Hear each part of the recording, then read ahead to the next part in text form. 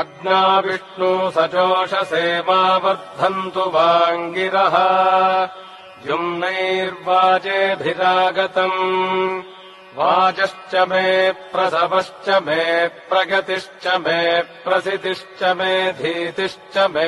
क्रतुश्च मे स्वरश्च मे श्लोकश्च मे श्रावश्च मे श्रुतिश्च मे ज्योतिश्च मे सुवश्च मे प्राणश्च मे पानश्च मे व्यानश्च मे सुश्च मे जित्तम् च म आधीतम् च मे वाक्च मे मनश्च मे चक्षुश्च मे श्रोत्रम् च मे दक्षश्च मे बलम् च म ओजश्च मे सहश्च म आयुश्च मे जरा च म आत्मा च मे तनूश्च मे शर्म च मे वर्म च मेऽङ्गानि च मे स्थानि च मे परोगुंसि च मे शरीराणि च मे